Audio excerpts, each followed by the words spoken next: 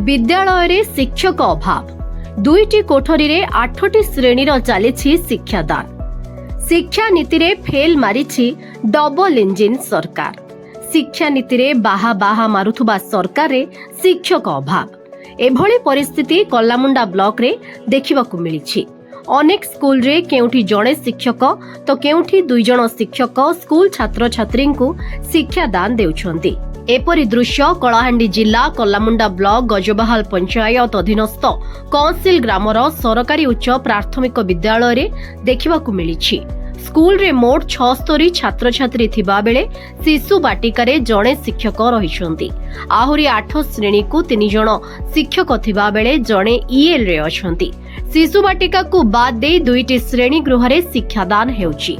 शिक्षक अभाव शिक्षादान रे अवहेला हेउथबा अभियोग आनिछंती अभिभावक। जदि एहार तुरंत समाधान न हुए तेबे आगामी दिन रे छात्र छात्री को स्कूल को छाड़िबु नाही कि तांको भविष्यत को खेली पारिबु नाही बोली स्कूल परिचालना कमिटी सभापति कहिसंती। एने ग्रामर युव संगठक सभापति रूपेन्द्र भोई, स्कूल सभापति अशोक पटेल समेत ग्रामर शताधिक महिला और पुरुष मिसी गोष्ठी शिक्षा अधिकारी कल्लामुंडा को लिखित अभियोग करिसंती। ए संपर्क रे अतिरिक्त गोष्ठी शिक्षा अधिकारी गोपमणि साहू को पचारिबारु ब्लॉक रो विभिन्न स्कूल रे एभली समस्या रहिछि। शिक्षक नियुक्ति रे सरकार त्रुटि जोगु 3 मास लागिबो बोली कहिसंती। एपटे 15 दिन मध्यरे स्कूल रे शिक्षक नियुक्ति करा न गले पिला मानंकु स्कूल को छाड़िबु नाही, स्कूल रे ताला झुलाइबु बोली ग्रामर शताधिक महिला और पुरुष चेतावनी दैछंती। 10वीं असुविधा बेले हमर गां 9 क्लास तक अछि।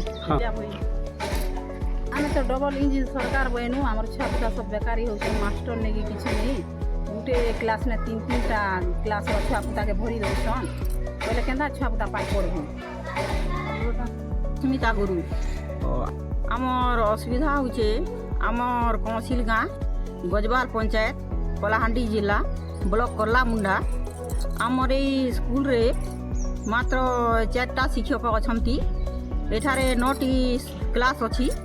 गोटे हला शिशु बाटिका आउ प्रथम रु 8म श्रेणी जाई।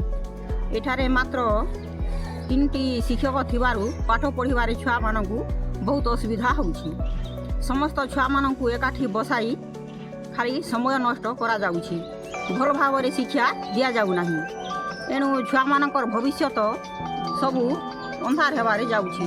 छुआ माने यदि छोटरु यदि भल शिक्षा न शिखिबे तो आगकु से माने तांकर भविष्यत किपरि गढिबे ए कथा आमे बिओ आज्ञा को मध्य जणैछु।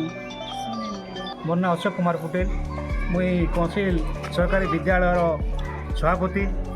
आमर स्कूल रे आमे सुनबा पहुँचु जे 2-3 मास हवा बोली आमर शिक्षयित्री जेन सिग्ना मैडम थिले से छुट्टी नहीं छन।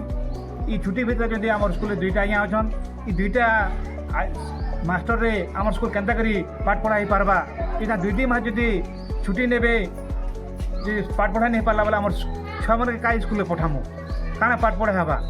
आमर स्कूल रे जदि तो 2टा आज्ञा थिबे छुट्टी पाठ पढ़ा है नहीं पारबा ताहले आमर छुआ मन घर रखमु, स्कूल के ताला पकामु, आमे अन्य पंथा अवलंबन करमु। मोर नाम मनोज कुमार माझी, इंचार्ज एचएम अच्छे ने और आमर स्कूल स्ट्रेंथ अच्छे 76। आमे 4 जन स्टाफ अच्छु शिशु सेविका संगे और 9टा क्लास अच्छे शिशु बाटिका के नहीं करी और जड़े ईएल रे अच्छन और बाकी आम 3 जन अच्छु। 3 जन भितर शिशु सेविका जन कंबाइन करी पढ़ाऊँ क्लास के। ब्यूरो रिपोर्ट ओडिशा प्रयास न्यूज।